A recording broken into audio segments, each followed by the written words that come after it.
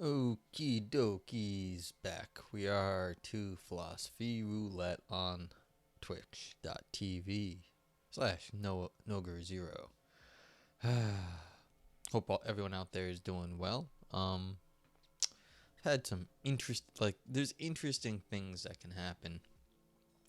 So, I highlight and auto publish a lot of these videos, or basically all the Philosophy Roulette videos, to the YouTubes. So I used to send emails to the authors. I should still do that. I haven't done that in forever. It took time to track down the authors and their emails and format a nice little thing and then whatever. But so one of the things that did happen was I think this is the start of some of the issues that I've had streaming, like social issues, not like my physical not the physical but the technical things. But one of the interesting things that happened was I did a spicy article in the words of the author when I emailed him. He had put out let's go with a very conservative line on race relations, saying that basically, hey, look, we should treat everyone with a certain level of dignity, but that doesn't mean there aren't significant differences between races, and that could include being smarter, some races being smarter than others. So, it was, if you're going to take that line, it's like, all right, you want to argue for once you're human, you get dignity. And so, everyone that's, even remotely human basically gets dignity. And then you should have moral standing and then all that. But that shouldn't necessarily go up to the line of not being able to judge people differently. And, made it wasn't a terrible paper. It was okay. I mean, it had its problems, but so did lots of papers. So, whatever. But things start happening around that paper which are harder to explain. So I've said this before on stream, and I've mentioned it other places too. I got raided by Antifa a few weeks after that happened, and I think they thought I was supporting the paper just because I read the paper, and I mean, that was interesting. But something that just happened the last few days was that let's start looking at what papers we have. Was that someone started defending the thesis in the comments in YouTube. So you can go in there and someone's trying to argue in a scientific manner that one race is smarter than the other, or can be. They didn't come out outright and say that. They basically were pushing the very hard line that IQ really matters for life outcomes. So you could have better educational outcomes, better job outcomes, better training outcomes, all sorts of things can be traced back to IQ. And I could see what was coming. They want to say, okay, IQ is a fundamental measure of intelligence, and then you're going to say, well, some races have higher IQ inherently than other races. So it's I see what you're doing. You're not being sneaky. But this person who's arguing the point is trying to make it look scientific, like they have backed up their research. Very hard to get that kind of strong of a result out of social science. Basically saying there is a single measure of human intelligence that matters across all life outcomes. That'd be an extremely hard thing to argue for in social science using the methods we currently have.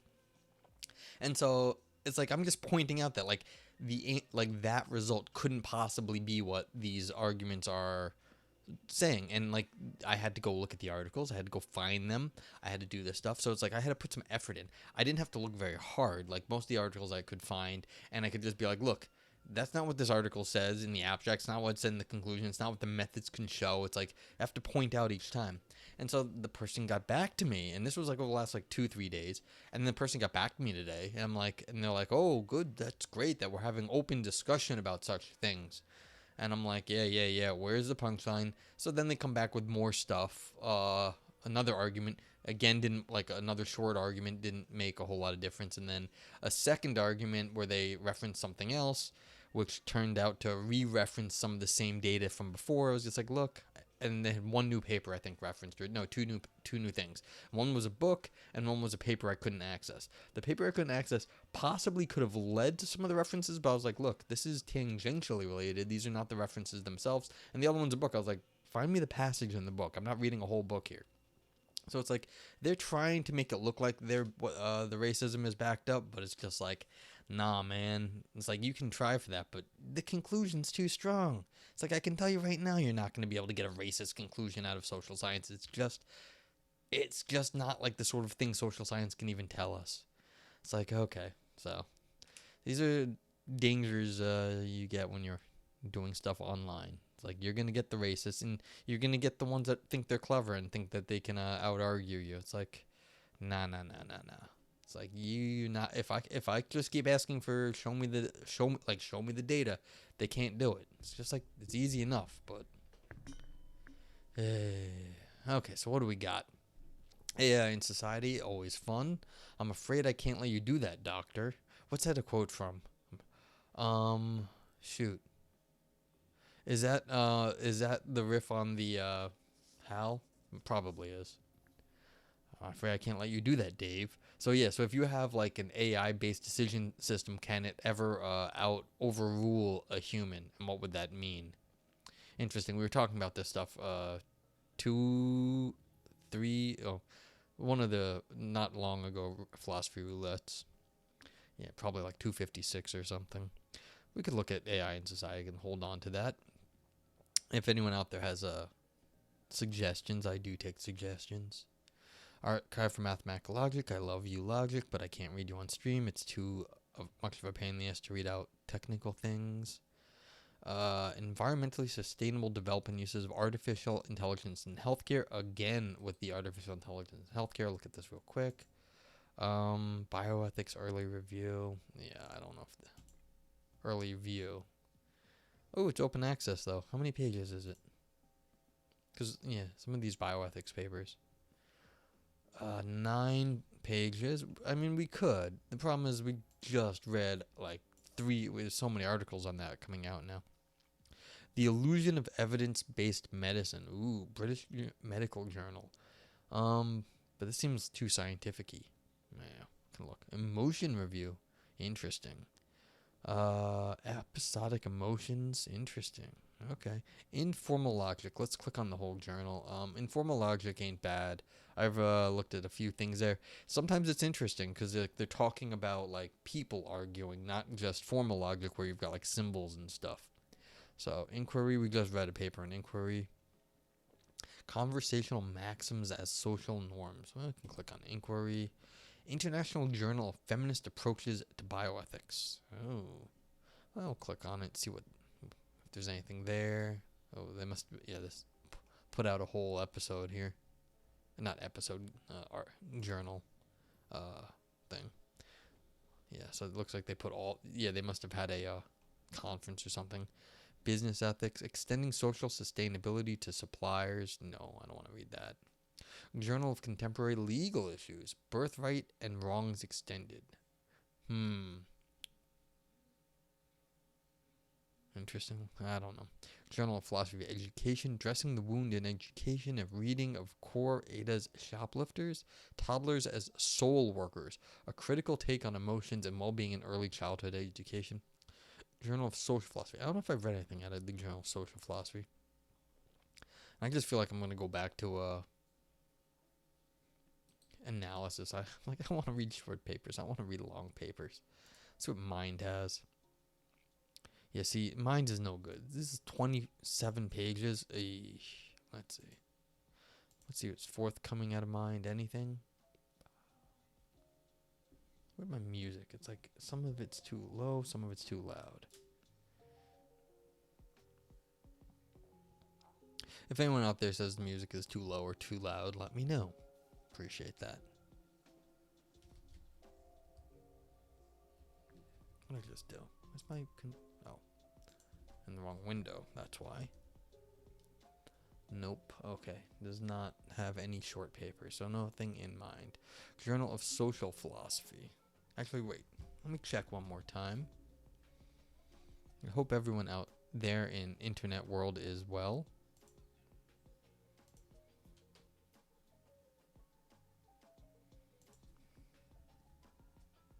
18. Yeah, I was looking at the wrong thing. Review, transparency, and self-knowledge by Alex Byrne. That's probably a review. Why Free Will is Real by Christian List. That's a review. These are all the ones that are short are reviews. So I felt like reading something in mind. I'm like, but these are all reviews. They don't have anything that's actually short.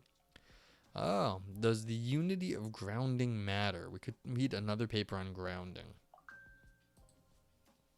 Who's sending me messages?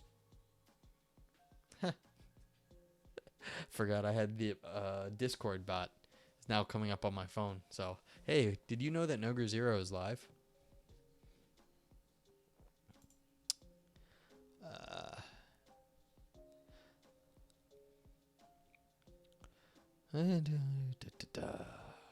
Oh, so it says asking if grounding in moral philosophy is the same as grounding in metaphysics. Interesting. So this is a response paper to something that was already in mind, so that's why it's short. Let's see if it's even available. I think it is. Well, let's find out. If it is, we can maybe take a look quick. No. I'm not going to bother with you. Okay. Let's see. Who is this? Mine? No. Goodbye. Journal of Social Philosophy. Where'd it go? This one. Education for civic virtue or patriotism. That could be fun. The basic income and care ethics. The perils of educating for virtuous patriotism. Solving the... Oh, so they must have had a patriotism thingy. Solving the puzzle of partiality. Let's see if that patriotism thing is here. 6 pages. No.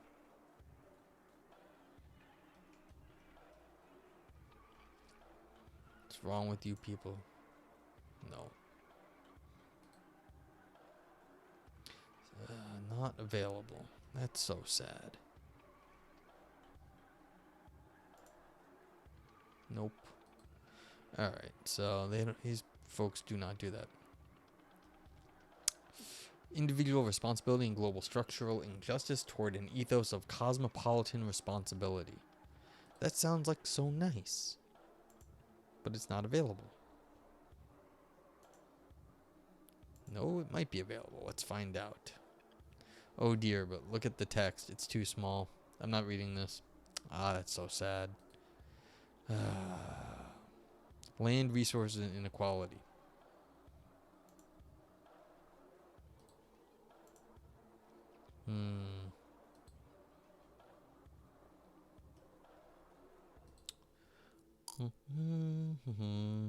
Yeah, so I hope everyone else is out there as well. I'm just trying to see what is there to read. I'm just sort of like, it's weird dealing with trolls online. I'm not the best at it. I mean, I've seen people deal with it much better, and it's just like, I'm looking at people, I'm just like, I see what you're trying to do, but like, is someone paying you to do this? Why are you being trollish? Like, I don't understand in some sense. Like, I understand the ones that are like having fun with it, but these people aren't having fun with it. They're pushing a racist agenda. And I'm just like, why? What do you get out of the racism?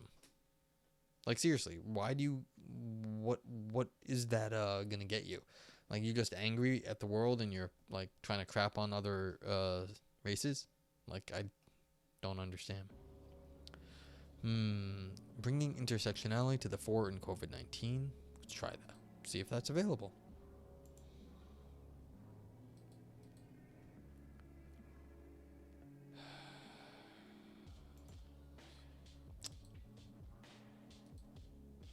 Can't do nothing if you don't there.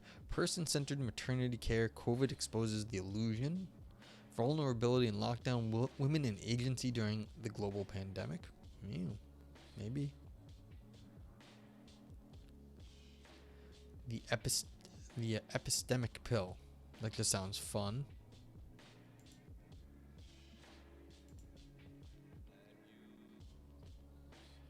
Nope. If you ain't available, I can't do nothing about you.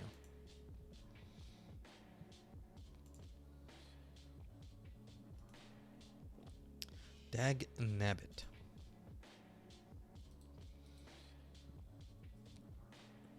Yeah, See, now I've just been sitting here looking at stuff for 15 minutes. I'm like,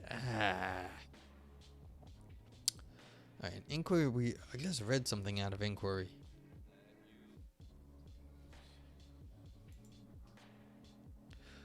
Can Worsnip's strategy solve the puzzle of misleading higher order apparent evidence? Now that's a mouthful for a paper title. Disqualifying disqualifiers. Okay. The Raven's paradox and negative existential judgments about evidence. Is this what democracy looks like? Giving epistocracy a fair hearing. Immoralize impartial beliefs. That's what we read last time. Or was it 2 times ago? Whatever it was. The promise and peril of epistocracy. The promise and peril of epistocracy. By Ilya Solman.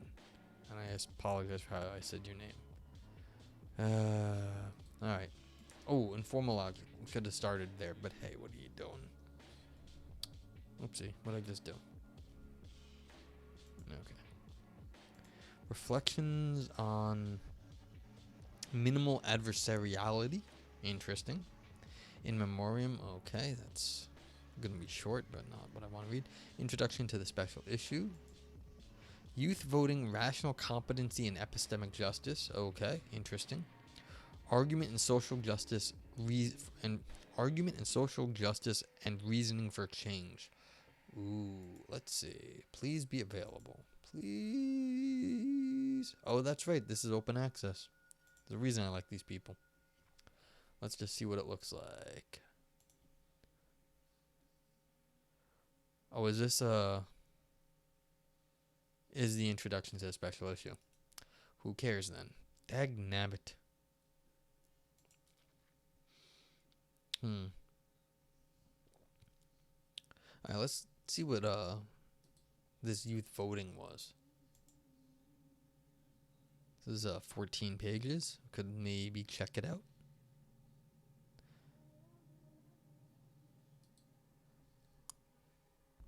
I mean, it's an interesting question. How young do you have to be before you're just not in a position to actually make good decisions?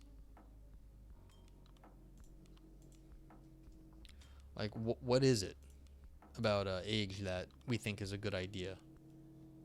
There's a 15-page document. You know what? We can do this. Why not?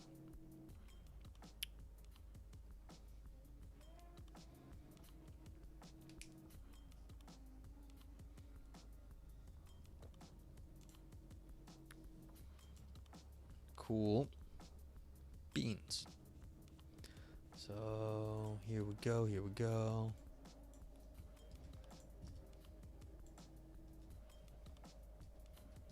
I gotta do this better than I am. This get the title set up better. Let me get the author's name here too.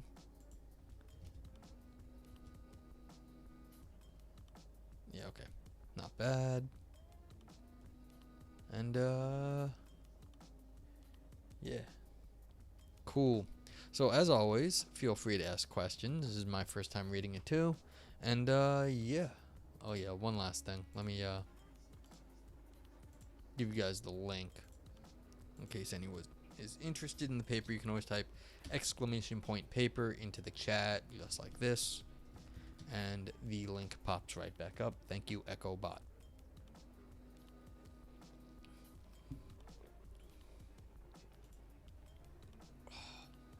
So we've got youth voting, rational competency, and epistemic injustice. And you know, just like right off the title, the youth voting thing is interesting because especially here in the States, like the age of voting is 18, and people are always like, well, like kids are idiots, and they say all this stuff, and then, you know, but then the adults are just like terrible. Like we have terrible voting practices in this country, in the United States. So I know this one actually focuses on Canada, so I don't know how people feel about it there, but like in discussion, who gets rights to do what in what country. So Introduction. Youth have plenty of interest in political participation. Today, perhaps most prominently, we see global youth action aimed at fighting the climate crisis. I wonder when this was written, because I don't know if that's exactly what would be written today. But yeah. In 2018 and 2019, young advocates such as Autumn Peltier and Greta Thunberg captured global attention for their clarity, determination, courage, and remarkable poise while advocating for climate action in the presence of some of the world's most powerful people. In addition to environmental causes, as Malala Yousafzai has shown, youth are increasingly vocal advocates of equal gender policies in protecting and promoting educational access and equality. Unfortunately, however, in many countries, youth are prohibited from one of the most basic forms of political recognition, voting. In Canada, the legal age for voting is 18. That means at least 7,176,144 people, 19.35% of the population, are prohibited from voting. Despite this restriction on nearly one-fifth of their population, Canada prides itself on providing universal suffrage. And Canada is not alone. The voting age in England and the United States is also 18, the most common age globally, and some places is notably higher, such as in Singapore and Lebanon, where it is 21. Okay, what's the difference between 18 and 21, really? I don't know if there's much difference, so I don't know if it'd be one thing if it was like 35, which is the age you have to be president here in the United States. There's an age restriction. 19% is age 0 to 18. Well, that's what it says, late bloomer, and welcome in. I mean, you gotta think, in some populations, they may be youth heavy. So it might be a youth heavy population in Canada, not China. Like some different countries have, like, I think like Japan has an Asian population. For all I know, Canada has a younger population, so this may be a higher percentage than other places. And for all I know, this is, just how it is more generally, that people who can't vote are around 20% of the population. So, yeah, I don't know. I wonder what the statistic is here in the United States. Like, it'd be interesting to know that. There are several reasons why any given group of individuals may be restricted from voting, some more nefarious than others. In terms of youth, John Wall divides a variety of these reasons into two general streams. The first stream claims that youth lack the capacity, either in terms of having the competence to make rational judgments, having knowledge of political systems, or possessing independence from outside influence. The second claims that allowing youth to vote could result in harm to others, whether it be adults specifically, other children specifically, or culture generally. In this paper, I am only concerned with the claim regarding rational competency. In political forums, for example, the debate on Canadian Bill C-261 and the popular media alike, for example, Lum 2018, Burnett 2017, this opposition is usually described as the inability for youth to exercise a mature or informed vote. While I have not found an agreed-upon understanding of what constitutes a mature and informed vote, I take it to be a vote decided predominantly as a result of reasoning and argumentation. If this is correct, then I find the claim that youth are unable to do so unconvincing, and believe that the motivation for restricting youth from voting results in large part from the epistemic discounting they receive due to their youth. If this is correct, excluding at least many young people from suffrage may be not only a social but also an epistemic injustice. The overarching idea explored in this paper, then, is that the ability to reason, a precondition or partner to the ability to argue, is equally present in younger people more often than is commonly thought. This allows young people to have real argumentative discussions with their peers and voters of all ages, as well as engage in internal deliberation regarding different political positions and proposals, all of which are important for deciding who to vote for. Having equal or comparative argumentative ability but being restricted from voting based on the false claim that these abilities differ is then a grave social injustice in societies valuing suffrage and aiming to extend it as far as possible. I mean, it looks like we have a problem here immediately saying that adults have mature and informed views on anything. I'm immediately sympathetic to this author, because the fact that we in some, at least in the United States, have mature and informed views is just like factually incorrect. That's just not how things happen in the U.S. That's not politics as usual here. So there's a question: how could we restrict youth? Because like there is something to be said with age. You do get some reflection to it, but that's not mature or informed. That's experiential. And I mean, maybe that's what they mean by mature, but I don't know. Okay, can see what the author has to say. To develop this argument, the paper proceeds as follows. In the next section, I will offer a brief review of some of the theoretical and experimental literature focused on youth's ability to reason and argue, specifically at the age of 16, which is the most common alternate age proposed for the granting of suffrage. The third section demonstrates young people's political competency by showing how their abilities are already often employed in several real-world political activities. In the fourth section, I link generalization that youth are incompetent voters to the notion of a systematic identity prejudice, which is a central condition in Fricker's conception of epistemic injustice.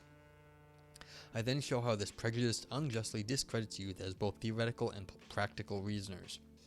In the conclusion, I tie together the argument against the claim that 16-year-olds cannot come to a mature and informed decision, and argue that granting 16-year-olds the right to vote could have a broader effect in alleviating the epistemic injustice they face. I will say, I was annoyed when I was young that the lack of rights you have when you're a youth. Now, I understand that my parents wanted certain things for me and I wanted different things and I was an idiot. But I would have been less insulted if the government at least recognized some of my ability to think. Okay, what did the study say? It is important to first identify the target, in other words, what counts as rational competency. To do so, I will distinguish competency from excellency. For present purposes, I take it that articulating decision-making excellency would require a determination of how well someone can make an informed decision, whereas determining competency involves the less complicated task of determining if someone can reason well enough to make an informed decision, that is, whether they meet a certain standard or threshold. It seems fitting, then, to make that standard the rough equivalent of the competency of the majority of the rest of the voting population. In this spirit, Wall has identified competency as the capacity for political reason as expressed in such abilities as public critical thinking, discourse with others, and the ability to weigh social-wide outcomes of decisions. I appreciate this characterization for its flexibility and applicability, and thus take it up as the target for the remainder of the discussion. Okay, so the capacity for political reason as expressed in such abilities as public critical thinking, discourse with others, and the ability to weigh society-wide outcomes of decisions. I have to think about that. I'm not entirely certain what that really amounts to. But this seems like they like it and they're going to use this for the whole paper to say this is what it is to be competent to, as a political member of a voting population. So, what does the literature say about the ability for people 16 years of age and under to meet our target? In an excellent doctoral dissertation, Shar 2019 has pointed out that the literature on youth reasoning and argumentation tends to fall into two broad streams. The first stream is product-focused and looks at the ability of youth to reason individually. In other words, competency is assessed by looking at the argumentative products, essays, scores on tests, etc., that youth produce. This approach is developed most prominently by Kuhn. The second stream is process-focused and more often looks at the role of reasoning and decision-making in social groups or group contexts. In other words, young people are monitored as they interreact in differing social situations, and researchers make note of where argumentation emerges or does not emerge within their discussions. Both streams, however, are clear that 16-year-olds maintain at least equal competency to their older counterparts. For example, Kuhn argues that age matters until around the age of 14, 9th grade, and then education takes over as the most important determinant of reasoning ability.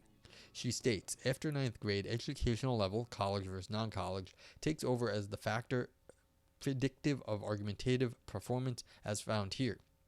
Young adults with at least several years of college performed significantly better than ninth graders, while the performance of non-college young adults was intermediate between that of sixth and ninth graders. Wow, okay, so that means if you're basically, you don't get a little bit extra schooling, you're not much better than a middle schooler, which is a little bit scary. Because they're not even saying middle schoolers count on these things. Because no one thinks you're going to give a sixth grader, an 11-year-old, the. I don't think anyone's going to argue for 11 years old being voting age. This means that if competency ought to be a measure of eligibility for voting, many non-college adults ought to be prohibited as well, since they demonstrate performance equivalent to children aged approximately 11 to 14. Yeah, what I was just saying, which is a little bit creepy. The shift that Kuhn identifies as occurring around the age of 14 involves metacognitive tasks. She argues that prior to ninth grade, youth can still apply theories to evidence but are not so able, or may be unable, to conduct metacognitive tasks of specifying forms of evidence that would show a theory to be correct or incorrect, and to evaluate the bearing of forms of evidence presented by the interviewer on different causal and non-causal theories. You think it's just an educated, snobby view of the author to say that? Yeah, that might be really true. I mean, I remember myself at 11. I think I was thinking reasonably well at 11. I don't think I changed much between like 11 and 17. It was basically the same thing. So I feel like this 14-year-old cutoff is wrong. But yeah, I mean, this is a reference to this research saying that the young adults who had no college, I mean, but like were past high school, weren't much better than middle schoolers. So I don't know. I'd have to go look at this Kuhn 1991 article to really know if it was snobbish or like evidence based. But yeah, I don't think that, I mean, maybe it was just me being snobbish, not the author, if I wasn't clear about that. Like, I don't think 11-year-olds can vote. Like, I think no one claims that. And I think it'd be a little scary because, I mean, all the 11, I mean, it's a little tough once you're like sixth grade. Like, I remember sixth grade like a little bit. Like, that'd be I mean, we were assholes, which was the other thing. Like, like us in fifth grade, we were mean motherfuckers. We really were. Like, we weren't so nice. So it takes a while to like get a little bit more mature. So I mean, I just want to be clear that I was saying I don't want 11-year-olds voting. That maybe I'm being snobbish, but yeah. But yeah, I mean, Late Bloomer, if you have an opinion on this, let me know. I'm just trying to figure out where the cutoff would actually be. I mean, they're saying 16 maybe, but I don't know. At the European Conference on Argumentation in 2019, Kuhn also noted that educational intervention with students aged 11 to 13 enabled them to competently discuss and decide on questions such as, should people be required to pay a social security tax from each paycheck that will provide money when they retire, or should people save on their own for their retirement? And should a powerful nation intervene to help another nation in trouble, or only focus on its own problems? These questions are obviously political, and the transcripts Kuhn provided clearly show how the children met all of Wall's criteria to demonstrate political competency. Okay, so that's interesting. So even 11-year-olds, sixth graders, could discuss in a competent way these things, maybe with a little bit of help. But like once they had that education, they could do it. Late Bloomer asks, it's weird to me that people see adults as children if they aren't college educated. Oh, that thing? Yeah, that's definitely rude because like it's just terrible. But it's interesting that the claim up here was that it was demonstrated. They demonstrated performance equivalent to children aged 11 to 14. So there was a demonstration. Now, the question here again is, how did they actually test for that? And then they also came to say that 11 to 14-year-olds really weren't that bad either. So maybe even then you're saying, look, it's even like these folks that you're saying aren't good still qualify as competent.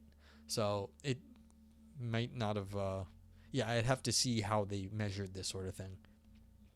Yeah, but I mean, you should not poo-poo on people who didn't go to school, because going to school is not actually indicative of a whole, like, it just meant you went to school. It didn't mean you did very well.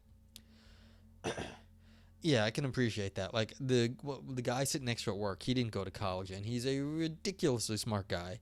And it's like, it'd be very insulting to treat him like he was some idiot kid. Like, it's amazing, like, how smart he is. Like, he reads all these things, he does all this stuff, and he didn't go to college. It's like, yeah, it's like, you don't need to go to college to be smart. You don't. But again, you'd have to see how they went about arguing, like, how that study went. You know, one of the funny things, they gave IQ tests to people all over the world, and I think the Finns did really bad, and they couldn't understand it because, like, the Finnish people in general are not thought to be stupid, and they were like, why is the Finnish people so bad at IQ tests?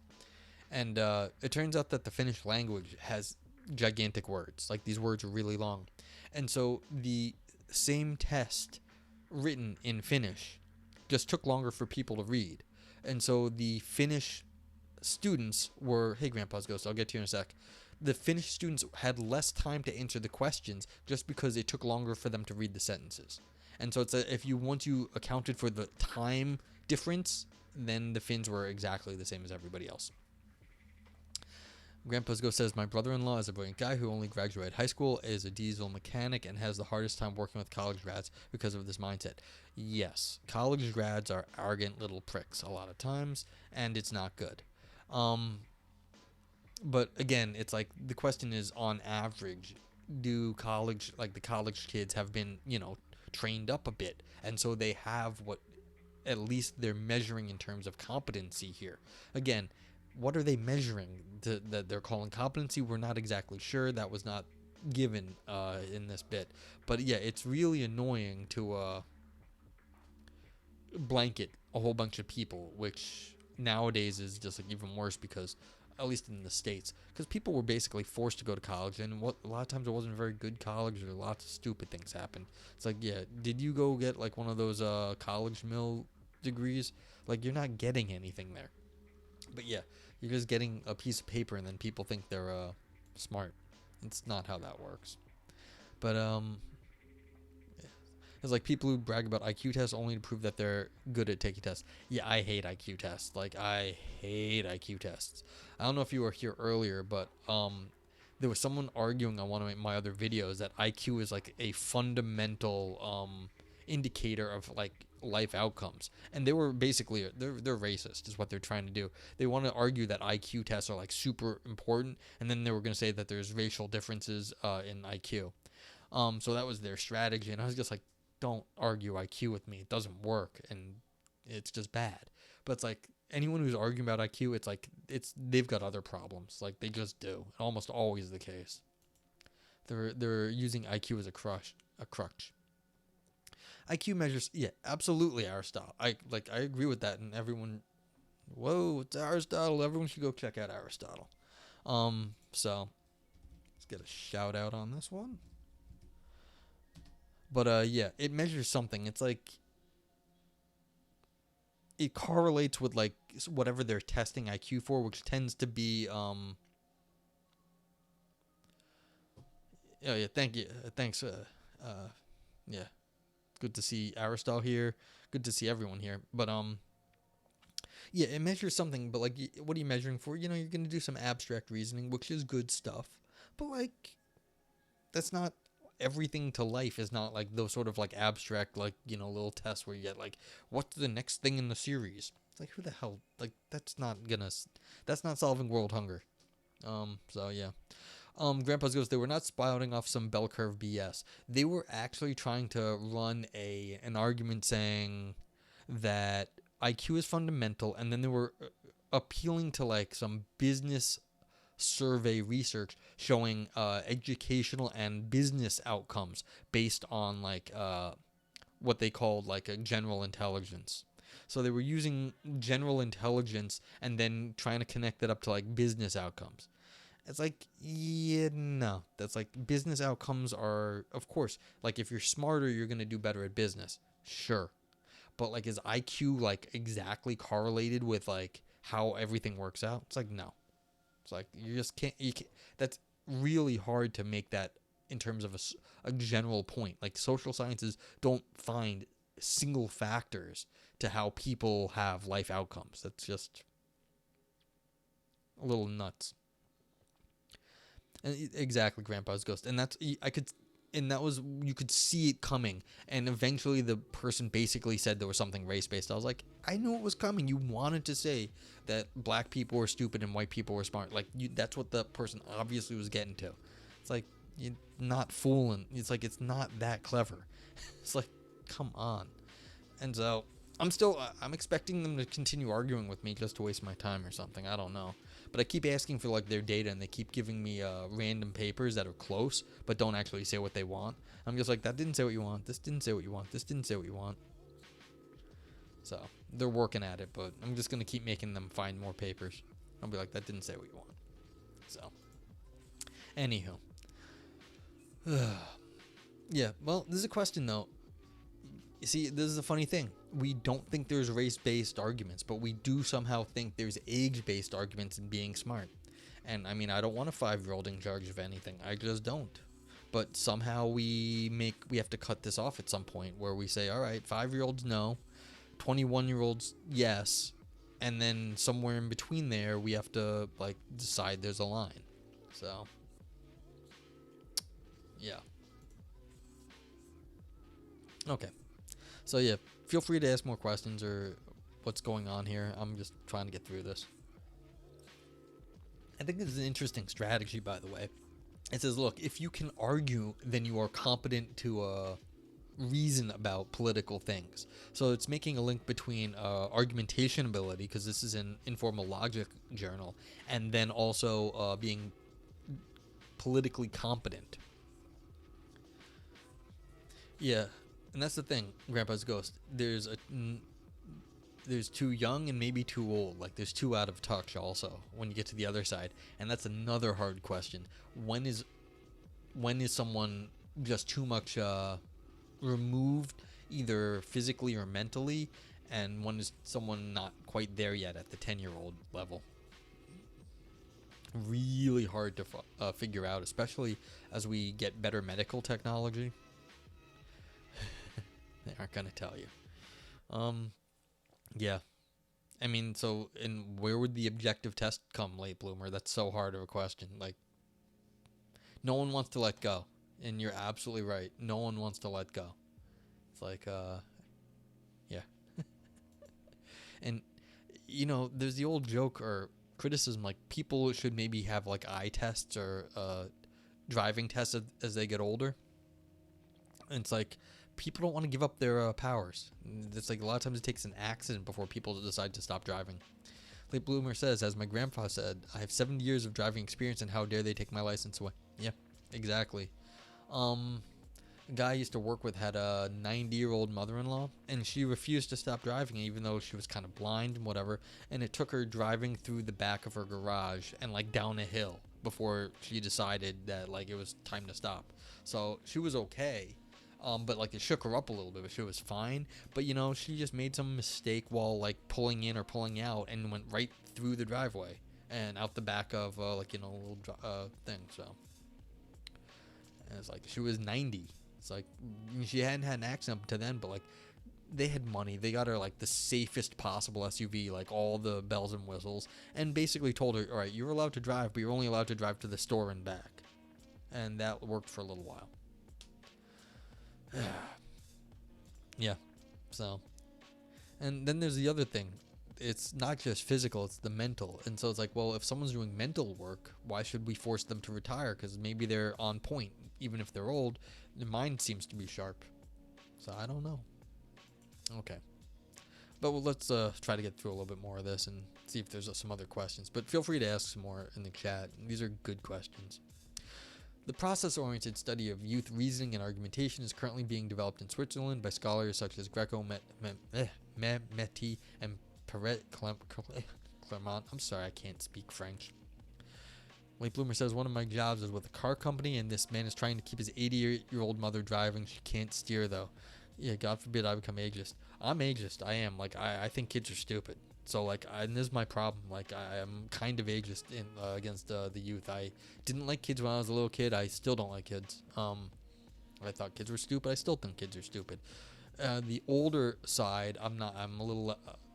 I have less feeling about, but I'm definitely ageist against youth. And I'm trying to actually get away from that. I want to, like, treat kids less stupidly, but I just don't know. Yeah. It's like, it's dangerous. Like I said, the person, they got that lady, like, the safest possible vehicle. Like, she was basically in a big old, like, airbag, the whole thing. And, like, that wouldn't have saved anyone else, but, like, it would have at least kept her protected. And it was like, all right, well, you do the best you can, because they couldn't stop her from doing stuff. Grandpa's Ghost said you used to work for AAA. Ooh, okay. So many old people I had to talk with who had minor accidents. One guy hit a cow. I mean, the cow definitely, it was the cow's fault, I'm sure. Like, the cow ran out into the road and stuff. I always like that, what's it called? What is it? The old person thing in this country, I forget what it's called. Shoot, but like they say they're like a organization for help senior citizens in the United States. The funny part is, like, most of their funding is selling car insurance. AARP, thank you, Grandpa's Ghost. Most of their funding comes from selling old people car insurance. And, like, you know, I don't know if it's any good, but that's where all their money comes from. So they act like they're a service organization. No, you're not a service organization. You're an insurance company. And as soon as you realize that AARP is an insurance company, it is not the same organization to you anymore. It's an insurance company with window dressing of being an old folks service company. It's like, so after I learned that, like, they get all their funding from them, not the same sort of, like, once I see all their stuff, it all becomes sales materials for their insurance. And that makes me very worried about it. Okay. So they found students aged 8 to 13 discussing environmental issues were largely able to meet the demands of ideal model and critical discussions proposed by Van Emerson and Grutendorst. Car insurance, they sell their information to home medical supplies and rest homes and the funeral business. Wow. So they're not only selling you car insurance, then they resell that information to, like, predatory other businesses. Great to know. And now I like AARP even less. So, as opposed to asking students to complete a test or write an essay individually in the study, children were encouraged to interact and discuss issues while a teacher facilitated. The study shows that these students were able to open new issues for a discussion. They advanced standpoints and arguments in support of their arguments in support of their standpoints. Moreover, they were able to follow the teacher when she shifted the issue and open new paths for their discussion. Another proponent of the process approach, Mercier, has argued that reasoning is innate and it evolved to improve argumentation. As evidence for the innateness of reasoning, he points to studies demonstrating that by age 3, children have recourse in argumentation to social rules, to the material consequences of action, or the consequences for others' feelings. He further highlights that children, like adults, reason and argue better when motivated to do so. For example, when facing or anticipating disagreement. This motivation is, as with adults, closely linked to the confirmation bias. In another study, it was found that the large majority of 9-year-olds' utterances supported their own point of view. It is important to stress that this early emerging confirmation bias does not entail a lack of ability to attack arguments when they are the arguments of the other party in conflict. Oh, so that's interesting. So yeah, kids are selfish, but they can argue, but they have to understand that they're still arguing.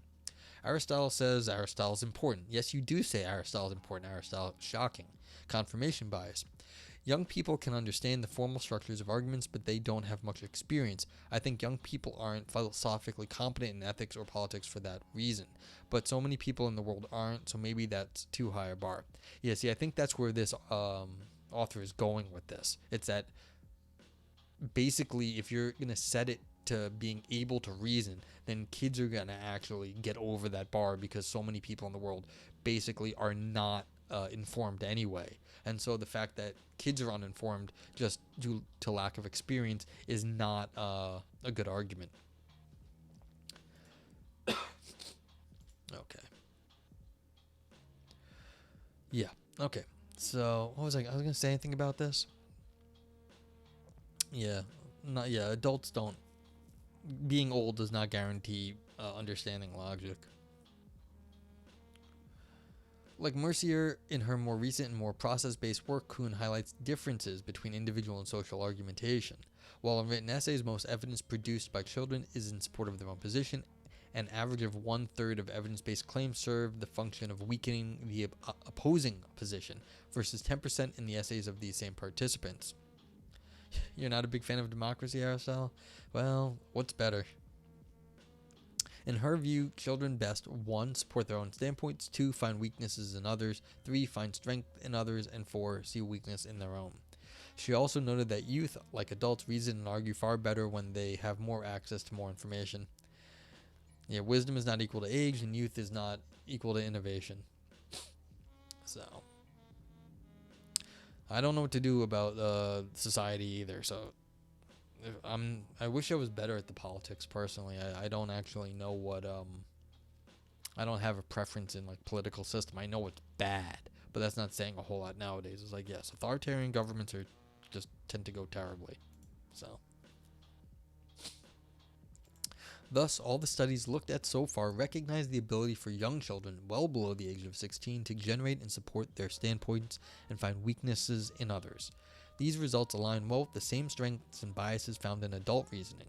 Thus, from the two main streams of research into youth reasoning and argumentation, there does not appear to be any significant difference between how a 16-year-old and an average person within the legal voting age range would form an opinion and handle opposition. Okay, so I mean, basically, it's saying even below the age of 16, even though it's not guaranteed at that point, but at least at age 16, people are just as good. Pancake Tuesday, 3-day work week, and free living, vote for me. Dude, that would be like, I'm with you. Like, whatever late bloomer, like, that sounds like you got my vote for president. Okay, youth political activities. Given that the literature points to the ability for youth to reason and come to an informed decision, it is unsurprising that they also exercise these abilities in a number of forums where they can demonstrate their ability to meet aforementioned capacity for political reason, as expressed in such abilities as public critical thinking, discourse with others, and the ability to weigh society-wide outcomes of decisions. Take, for example, the recent global marches for climate.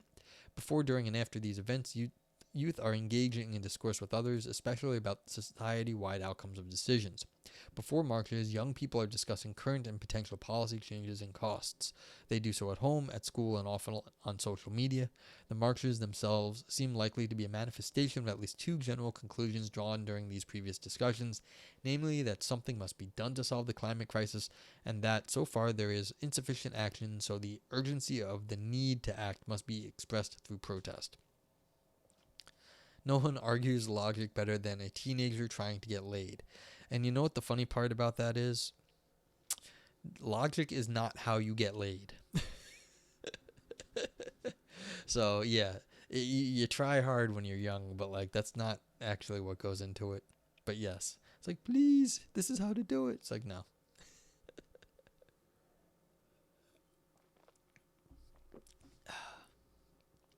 These movements have been some time in the making, but have consistently been led by young people. For example, Autumn Peltier from Wiccan, what is this, Dutch or something? I don't know. Oh no, this is okay, there's First Nations in Canada. Wiccan, I'm not gonna even try to insult. I'm not just that place that they say because I can't read it. Manitoulin Island in Northern Ontario made headlines in 2016 when she confronted Prime Minister Justin Trudeau about his broken environmental promises. She has also now spoken to the General Assembly of the United Nations both in 2018 and 2019. In the United States, 11-year-old Amariana Marie Copeny gained international attention in 2016 when she received a response from American President Barack Obama regarding the water crisis in her hometown of Flint, Michigan, which is still not freaking fixed. She has been fighting for clean water since, recently running a successful GoFundMe campaign to provide water filters to the community. Wick Wem E. Kong. Thank you, late bloomer. I was just gonna say something. Oh yeah, there's something I don't know about that I'd like to study one time, is that saying that a lot of this environmental stuff comes from the First Nations in Canada and the United States. They have like traditions of like relating to nature that we don't have, like the Western culture does not have, and so a lot of this stuff like has a history there, and it's not like this stuff doesn't happen out of nowhere, like just the native peoples just come up with this. No, they have a history here, so. As far as I know, the water situation in Flint is still not like perfectly fixed. It's better, but it's not fixed, but it's better than it was. I think you can drink the tap water, but they haven't like completely repaired the system yet, and they're trying to get all the lead pipes out. So it's like they still have like lead pipes, but like it's not entirely solved yet. It's embarrassing. More popularly, 16-year-old Greta Thunberg's school strike for climate, which evolved into a mass movement taking place around the world, has put youth political reasoning competencies on full display, with more and more youth voices hitting the airwaves on major networks as recognized knowers on expanding social and political topics. While not striking, many secondary school students are exercising their political competency through school-based activities such as mock voting preparation and execution, which are aligned with real elections. In these events, like adults, students learn about each candidate and the implications of their platforms. They compare and contrast candidates' platforms and eventually cast a mock ballot, but their participation is not limited to the municipal, provincial, or even national level. On the international scale, students also participate in political forums such as Model UN and NATO summits, wherein they role-play representatives from participating countries and make decisions based on complicated country profiles. It should be noted that all of the school-based activities mentioned thus far are also happening, at least in Canada, in addition to every student's participation in their mandatory civics class. Yeah, we didn't have no mandatory civics class here in the States. I ran for student government. Not because I really cared. I just thought it would look good on my college application. And I also knew that the person I was running against was rather unpopular. So I had to write a campaign statement. So I wrote they had to track me down. I just refused to do it. And they're like, I need to do this. I need to have an official statement. So I wrote vote for me. I didn't even write my name. So it was not my handwriting like on the statement, and I was like, and they were like, why do you not care? I said, look, this is a popularity contest, and I'm more popular than that girl that I was running against. I mean, that's not even saying I'm not claiming to be popular. I'm just claiming that she was unpopular, which she was. She was not well liked, and no, I think civics class most places I don't know if you went to public school, but most of the schooling, at least in the States, is not that great. So, I mean, yeah. Grandpa's Go says, I had a civics and economics class in high school. I got kicked out of it because when I asked about Karl Marx, I said he wasn't as funny as Groucho.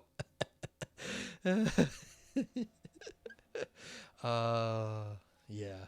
There's a quote from Groucho. I was going to quote earlier. I forgot it, though. It was something on politics. It was actually like a smart quote, though. Oh, no. It was on one of the, what's it called?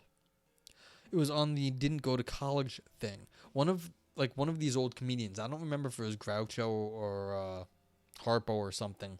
Like one of those guys. He apparently never went to, no, I think it might have been, what's it called? Houdini. Harry Houdini. Didn't go to college, and so he kind of had like a chip on his shoulder about it because he was like extremely well read, a very smart guy, but he never went to college, and so he was like always trying to make up for that. It's like you can be like massively successful and like well loved and like super smart, but like college doesn't do that always. It could be something else. Yeah. Mandatory civics class. It's like, yeah, That doesn't make it actually worth anything, though. Finally, outside of school, youth often assign or refuse to sign petitions after discussing them with advocates on the street. They engage in debate about political issues with their families at home, and some even join the youth wings of adult-run political parties and organizations, most of which in Canada welcome all participants 25 years of age and under, despite the legally recognized 18-year-old voting age. Grandpa Zguf says Dr. Seuss just named himself out of his brother, who was a medical doctor, out of spite. So that's where the doctor in Seuss came from. That's amazing. Yeah. I was just going to say something about here. Being in a political party, of course, does not mean anything. You can join it, and you can be joined into a party out of like other reasons. Like, I had a professor in college who was officially a Nazi. He was a Nazi. He was a Nazi up until the age of 2, because he was a baby he was born in 1943. And then the war ended and he stopped being a Nazi, but his parents signed him up. So he was officially a Nazi for 2 years of his life. Okay, well, yes, going to Brown for like a few years does not give you a doctorate. True. I mean, we're not saying Dr. Seuss wasn't an educated guy here. But he could still be bitter about not having the letters in front of his name. Alright, thus, in both theory and action, we can see how youth demonstrate the capacity for political reason as expressed in such abilities as public critical thinking, discourse with others, and the ability to weigh society-wide outcomes of decisions. If this is true, it points to at least 3 significant insights. You're cracking me up today, chat. First, if an age has to be selected for cognitive development, it seems 15 would make more sense, given as Kuhn shows, 14 is the age at which the last major relevant cognitive development occurs. Second, education is much more important than age for making an informed decision. Since this is also the case for adults, we should not be surprised that it also holds for the young. And if it is wrong to prohibit an uneducated 40-year-old from voting, there is strong reason to believe it is also wrong to prohibit 16-year-olds, educated or not, from voting. Yeah, it's very Europe. If you went to a good school, you might lean on pedigree. It's true. People do. Alright, third, like adults, youth demonstrate better reasoning and decision-making abilities when they are motivated to do so, have a stake in the game, so to speak, and have the chance to investigate and learn about a topic. When others disagree with them, which is very common in the political domain, youth regularly demonstrate their abilities to meet Wall's conditions for political competency. This suggests that engaging, motivating, and informing young people would suffice to ensure they meet the standard of competency of their adult voting counterparts. I'm still not I've only been streaming for since I got back to streaming for a few weeks. I still have not quite got the reading chat and reading paper thing yet. I'm getting there, though. It's like got a split brain a little bit, but I can kind of do it. Overall, the evidence suggests that rather than restricting the young from voting, we should be encouraging better education for all. Further, since educating the electorate is a common goal among all liberal democracies, including the young should not require a foundational ideological shift. It would simply require recognizing 16-year-olds as a valuable voting demographic with their own unique interests and abilities, much like all of the existing democracies already considered. The problem, however, as I will argue in the next section, is that youth are not generally recognized as knowers and competent decision makers. Rather, they suffer from a systematic identity prejudice, which often causes their epistemic credibility to be unjustly discounted and leads to their exclusion from activities such as voting. Yeah, I mean, people are ageist against the youth. I mean, I am, but to be fair, I think everyone's an idiot at this point, so why should the youth be discriminated against? Epistemic and Argumentative Injustice. The term epistemic injustice identifies instances where a person is wrongly discredited as a knower and transmitter of knowledge due to a systematic identity prejudice. Your mother changed doctors because hers looked too young? Yeah, see, that's just not good, because looking old is definitely not an indication of quality. But yeah. But to be fair, if they're of equal skill levels, you want your mom to be most comfortable. So it does matter that you're able to talk to your doctor. Just so, I mean, it may not be a good reason for changing him, but it might not be a bad reason for changing doctors, especially if there's no reason to think the older looking doctor is a bad doctor. Okay, for Miranda Fricker, the identity prejudice is systematic when it tracks a subject through different dimensions of social activity: economic, educational, professional, sexual, legal, political, religious, and so on. Much of the literature on epistemic injustice focuses on the systematic identity prejudices attached to gender and race, pointing out how women may not be believed or attributed the appropriate epistemic credibility because they are women or black, indigenous, people of color, being wrongfully discredited because of their race or the color of their skin. And congratulations to Miranda Fricker. She got a job at CUNY.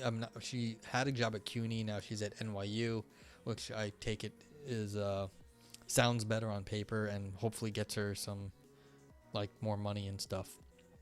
So good for her. New job. Okay, anyway, continuing. Bondi extends this idea to an argumentation and outlines what he sees as an argumentative injustice.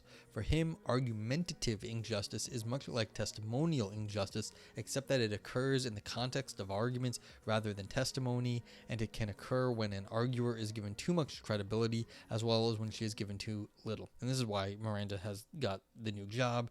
It's that this notion of injustice that can be applied in different ways actually seems to have legs. Like it's getting applied in different places, and people are making hay out of it.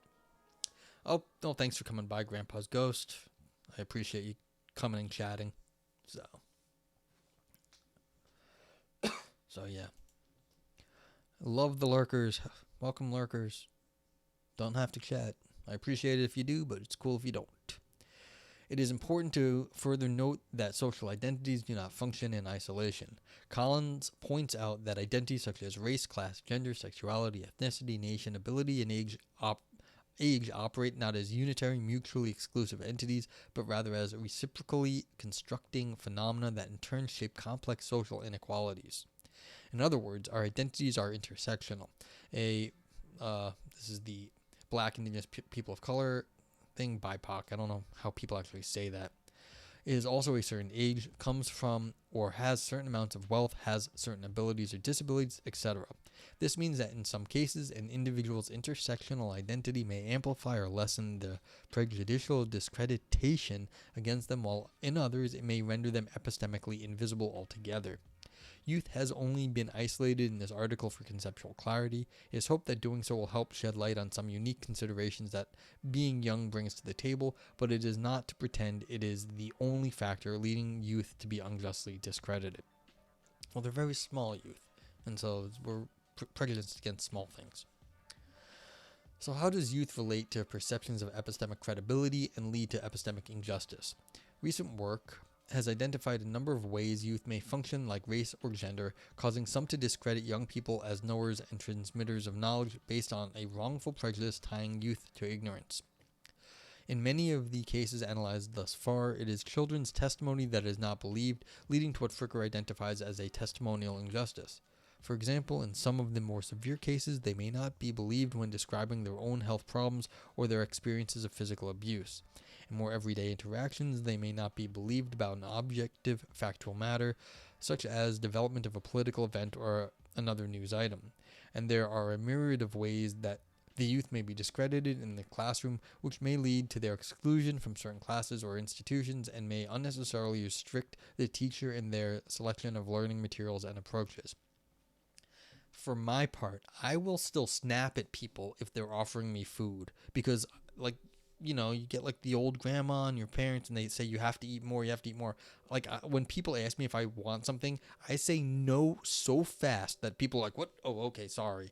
But that's because my testimony that I didn't want more food was just basically ignored when I was a kid.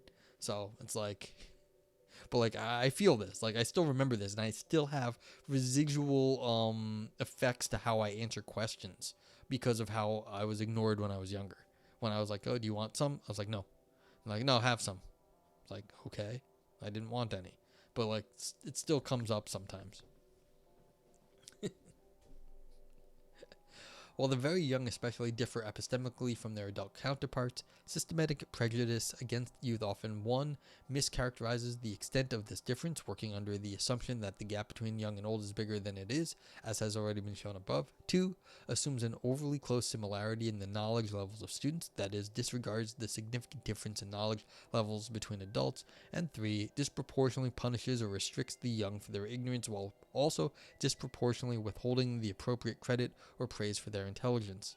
As Bondi points out, among other harms, granting too little credibility to an argument harms those involved in the argumentative exchange qua arguers, in that it can distort an arguer's status in the community of arguers if the prejudice is such that people take him to be unable to argue well. In this way, the systematic prejudice against youth that views them as rationally incompetent for voting amounts to a practical epistemic injustice, a systematic denial of youth as competent electoral decision makers that then lead to the social injustice of muting their votes from the electoral process. And that's one of the things about the internet. Like, y'all are chat. Your chat, you're like down there, and your chat. And I can't see anything about you. You can see me, so this is one of these parasocial things. But like, everyone is the same in chat. Male, female, otherwise, like, everyone's the same. Young, old. Well, no. This is an 18 plus stream. No one is to ever say their age in this stream. So you are all over the age of 18 here, just so you know that. But like, between 18 and infinite, you are all exactly the same here. So yeah, please no mention of ages, because then I'll have to kick you out if you're under. But yes. So this is one of the things that actually is, you could also be a troll paid by a foreign country. But this is one of the interesting things about the new relationships between people, that I think this is actually ameliorating some of the problem, because the youth can take a stand, because online, which they did not used to have, I mean, they could write letters in the past, but now the youth can organize a lot better and have a bigger political voice online. I think that's some of the social media power that has been exercised by the youth. Okay, I believe youth prejudice and the resulting consequences happen in large part due to what I call the maintenance of the default world of adult social and communicative understanding. Operating within this default means, inter alia, succumbing to the adult-centrism. Ooh, adult-centrism. I like that term. The tendency of adults to view children and their problems from a biased adult perspective. As Peter points out, this bias does not typically stem from some blatant, pernicious, or even conscious intent. Adult-centrism is subtle, and although the analogy is not perfect, it can be understood as being similar to ethnocentrism, from which some are originally defined as a view of things in which one's own group is the center of everything, and all others are scaled and rated to it. With respect to children and adults, adult-centric bias is evident when we measure children by adult standards, when we fail to suspend our assumptions about them, when we decline to see the world from their point of view. As the majority of the population, adults are rather comfortable operating with the interpretive resources they use on a daily basis and make little to no effort to systematically adapt them for their younger counterparts. They are, of course, exceptions to the rule, such as a good lawyer who connects with a youth in a trial, or a teacher who learns the most recent jargon of her students so as to meet them where they are and improve intergenerational communication. But these efforts are exceptions, leaving the structural and cultural force of the marginalization largely intact. If this is correct, the injustice children face is not that they may lack knowledge in certain domains, as all adults do, but that they live in a world where epistemic and communicative resources are constructed and reinforced by adults as by default. In other words, they live in an epistemic tyranny of the majority. I mean, yes and no. That seems like a little bit unfair. We're not... The youth have to learn something about how the work gets done. Like, just because the adult jargon is different from the youth jargon doesn't mean that, like, the adults have to... we're already teaching the youth how to speak an adult speak. That's not really... of course we're doing that. That's the whole point. Now, should the adults try to understand the youth jargon? I don't really think I need to know the lingo. I don't. Because you know what the funny part is? When we're speaking like normal, like just between like me and some kid, I don't like most of the time they don't need to use their jargon. They can use it between themselves as a way of communicating with their friends and like getting better social cohesion by doing stuff like that. I don't need to do that. Like I really don't, and we can have a good conversation. Oh man, I went on a date with a girl many years ago, and she had to take care of her little brother for a little while. So I was hanging out with her and this like really little kid. Like he was she was like the kid was a toddler, and she was an adult, and the kid like he was like 4. He couldn't really talk, except he wanted to know when his mom was getting back. So this was also like we didn't know when the parents were getting back exactly, but he was not making any sense for long periods of time. And then he turns to me and asks me, do you know when my mom will return, or when my mother will return, in like perfect grammar, well formed. And I was just like, I'm sorry, whatever the kid's name was, Diego. I'm sorry, Diego, I don't know when she will come back. And it was just like funny. We don't need to actually have like so much overlapping of the recent jargon to do what this author's talking about here. We are not excluding the youth by using like normal language. So we should attempt to connect with the youth, but like this is not actually like the connecting with the youth in a trial is fine, and a teacher who learns the most recent jargon is trying to get in with the kids in like their in group, but this is not marginalizing the kids. Like I don't agree with this point. Like we're trying to induct them into adult society. That's a lot of the work we put in. It's not always successful, but I don't think like we can do more, but like we're not like it's not an epistemic tyranny here, like this conclusion's saying. Anyhow, we have to do better. That's fine. So, leaving this default world unchallenged presents a paradox for young people who understandably seek inclusion into the system that rules them. During the period that they are restricted from voting, the most obvious way for them to be included would be to vote for such a change. Because of the comfort of the adult-centrism permeating our society and political world, however, a serious challenge by the ruling adults in support of a lower or eliminated voting age seems unlikely to reach the critical mass needed for real change. If the adults are as superiorly rational as often claimed, however, the above evidence and arguments that young people are often equally capable of theoretical reasoning and political deliberation should go some way to defeating at least this one reason for excluding youth from suffrage. Aristotle says this part of the paper is very weak. One important thing between youth and a protected class is that youth passes. Other facets of one's identity remain fairly constant, even if slightly fluid due to social expression. Okay, yeah. A difference between youth and a protected class is that youth passes. Yeah, like you grow out of being young. You may not grow out of being black. Like you can't grow out of being black. You're black your whole life. So yeah, that's a good point. That's a very good point. Yeah, so I think there's definitely better ways to argue that there is a bit of a tyranny of the adult culture that is different from the youth culture, and it actively excludes youth culture. Say like, what would it be? Like, people like we limit youth to other things that they can't do. So like drinking culture, you can't drink when you're young, and you can drink when you're old. And there's a lot of culture, like beer ads in the United States. There's all this stuff has to do with beer, tons of it. And so like there's a lot of adult culture that they are inherently cut off from. And so just this like there's other ways to argue for, I think, this tyranny of the majority here. Aristotle says, at best, the author proves that age is a poor standard, so maybe there should be a capacity test. But with any of these capacity tests, you get a marginal case that cuts both ways. It cuts in ways you don't want them. Such a test would exclude people with disabilities or illnesses, but it would include more young people.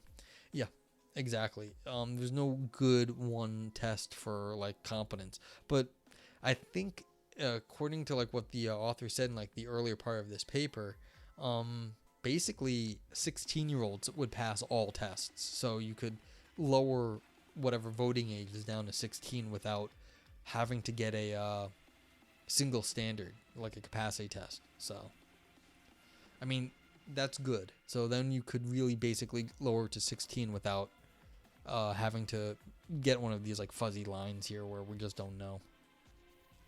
Okay, this is the end. So let's finish the end of this.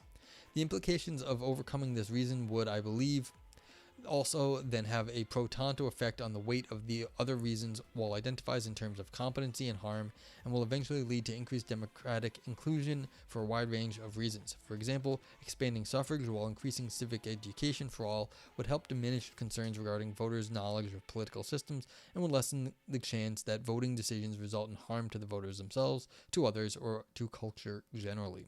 When concerns regarding competency are generally overcome, an argument for expanding suffrage to the young could focus on justice and equality more thoroughly and hopefully effectively. Hey Shane, welcome in. At best, the author proves that... Okay, sorry. Shane's here. I reread that.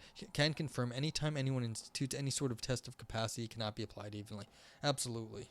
Let's give Shane a quick shout out. Shane is great. Historian, sociologist. You can go onto Shane's stream and ask basically anything about history, and you'll probably get a good answer. So, cool. Everyone should check out Shane. Also just did a really great thing about the history of Ukraine up until like now. So if you want to know how we ended up here now with the current problems, you can check out the VOD. Yeah. No, I don't know if you were here earlier, but this author basically went through some studies that said basically at 14, you can, as long as the kids have a little bit of training, they're reasoning well enough. So definitely by 16. Yeah, oh boy, nuclear talk. Yes, please. Yeah.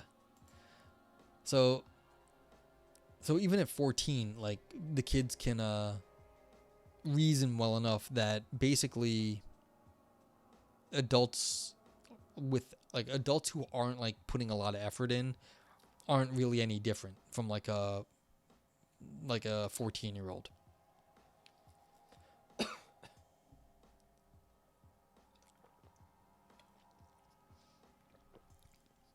So 16 would seem fine. Yeah, as Aristotle mentioned, this last bit was just really weak about the tyranny of the majority. This is, yes, adults are the ruling power here, but like what exactly is the tyranny at the moment? People don't want to give up power, and I can guarantee that's part of the reason why kids can't vote, is because people are afraid that if the kids can vote, then the adults will have less power. Aristotle says, this makes me think though, what would society be like if emotional and experiential capacity were educated and tested as rigorously as cognitive capacity? For example, maybe your senior year in high school, everyone has to spend 3 months in a large city living on minimum wage, 3 months in a rural environment doing some manual labor, and 6 months traveling from city to city in the US, but only talking with the socioeconomic class and cultures you aren't part of. That's an interesting thing, Aristotle. That will never happen because that's like complicated. But yeah, like people should experience more stuff before doing anything. Shane says, the way if there was a socially competent and conscious 14 and 17-year-old, they could go and do a bit more work and get access to vote. Aris is stealing your ideas. Well, great minds think alike. Yeah, so maybe you could like so you guys are thinking basically there would be some active thing that you could do to then get your voting right. You don't think that would actually work completely. It'd make vulnerable people more vulnerable, but would move people toward getting out of their bubbles. That goes with suggestion you made earlier. Yeah, I mean, personally, I'd just be worried that rich people would game the system as per usual. Yeah. Like, there'd be preferred places to go, better things to see and stuff. And so it would get bought out by the rich people, and then the poor people would get the shaft again. Yeah. So, like, the test-in idea, though. Yeah, it's like, I'm just trying to think, how would it not get abused? and I don't know how it would not get abused. But it's a great idea to like at least start. It's a great idea to at least start stuff. Yeah, rolls out the guillotine. One of my old I haven't seen him in a while. I think DeMarshall, I hope he's still doing well. Chatters here used to just call me fascist all the time. So rolling out the guillotine is on par for my on point for my chat. So yeah, this is a question: exactly how are adults marginalizing kids? I think this is a great question. I don't think the author did a super great job at illustrating it, but I think it's a great question. So I was like, this is not a democracy. You get to listen to me. So yeah. I mean, if you like, I don't have a good answer to this question. Exactly how are adults keeping kids, like how are adults justifying their own stuff? And we know they are just because they don't want to give it up, but there is more to this. Like, yeah, are we using language to keep the kids out? Yeah, maybe we're using big words that we don't need to be using. That's fine. Like that, I know that happens all the time, that people use technical terms to keep out other people from understanding what they're saying, to make either themselves feel special or just to keep out the people they don't like. That's definitely a thing. So there could be ways in which that could be mitigated, like where everything has to be written in a certain way that would be easier to understand. And I think that would just go a long way in society in general. Shane asks, what if we had a lottery system and that chose the electorate for any given election and those people were compelled to vote? I've heard that before, where instead of we vote in a someone like selected by the political party, we just have like a random adult that's like in good standing thrust into the job.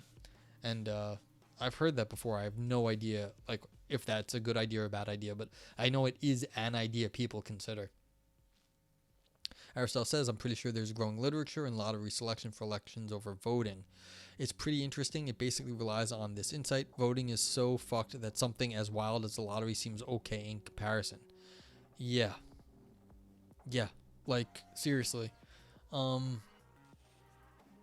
Because the votes are just so weird that maybe the lottery is actually better. That's interesting. I just don't know. It's like, again, my lack of social research, like social science research, bites me here.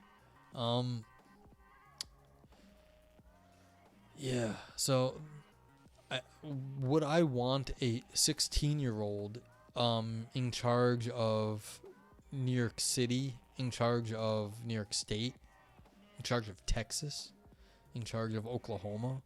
Like big places, small places. These are things like I feel like you need, like it's so like people, a lot of people's lives matter. Like changing the laws, it seems like you need someone that at least has some experience with getting stuff done. But like it's not like our current political system is doing well anyway. So it's like you're right. Maybe it's just so broken. So anyone that wanted to be in office could complete certain training requirements to be competent in their job. Once they completed that, they would go in the hat. That way at least we could be sure that someone knew what they were doing. That's not bad, where it's like it was just a low bar that like a lot of people could do it, and like I'd throw my name in. A lot of people would. Yeah, that's not a bad, at least if get by. And what's funny is around here, it's like everyone can run for your local office. You could, like, wherever you are, at least in the States, you can run for local office, and you have a chance in like the very local area to do it. Like, anyone can do it, like on the very small scale. Once you get bigger, it's harder. And so it's like people were asking me, like, would you run for office? I said, I don't want to run for office. I don't want to, but I technically could. I don't have any things that would like preclude me like from any like legal trouble in the past or nothing like that. So it's like it's an interesting question. I don't want to do that. Like that's not good. Like I'd have to like move stuff around, but it's like, would I do it if like it came up? Aristotle says, I don't think we could rely on willingness here. I think we need to pressure to Yeah, reluctant but competent leaders in. Well, that's the thing. You'd have to make it like voting, like everyone's opted in. Yeah, taxes. One thing that actually this discussion has reminded me of. My uncle told me this. I've been called for jury duty a few times. I've never gotten selected. But my uncle goes to me, goes, look, Noger, if you ever get called for jury duty, make sure you're the foreman. I was like, why would I want the extra work? I just want to get in and get out. He said, no. Because imagine you get in and there's an idiot in charge. You're going to be angry the whole time, and like someone could go to jail or get released when they shouldn't deserve like that, like fate. And like you're just going to be angry. So you should do it because you know what you're talking about. Like you can organize people and you know what ideas are. It's like, so if you ever get called, you do it because you're going to be so pissed if it goes wrong. Shane, I go, yes, I'm a philosophy major. I write, this was years ago, last time I was picked, but I was like, yeah, I write academic philosophy papers in my free time and I work at this job and I don't give a shit about it. And they're like, yeah, philosophy, goodbye. No one ever picks you. I choose you, Shane McInnes. Yeah, I remember one of my philosophy professors got chosen for jury duty when I was an undergrad, and he said they made him foreman, and so he was in charge, and he said he was confused why he didn't get kicked off by the he thought for sure the defense attorney would kick him off, like do it. But he was like, I don't know what that guy was thinking. Like, he was like, that dude was guilty as hell. I knew he was guilty as hell. It was obvious from all of the evidence, and I just was happy to hand in the man is guilty. I was like, all right, and then he came back to work. So, whatever.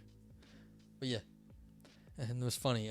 He was out, and he had one of the other philosophy professors stand in for one of his lectures that for one of the weeks, and the guy had fell the 2 days before and broke his arm and was hopped up on so much drugs that it was like we had a completely stoned philosophy professor that like didn't really know like wasn't like even our normal professor, but a completely stoned philosophy professor teaching like philosophy. It was actually hilarious.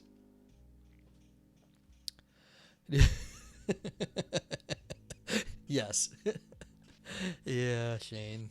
That's it's like, do you have any police in your family? Do you have any opinions of police? I was like, yes.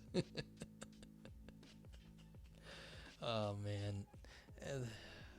I don't even know how anyone answers that, like saying no, I have no opinions anymore. It's like, have you not been watching the news? Do you not even like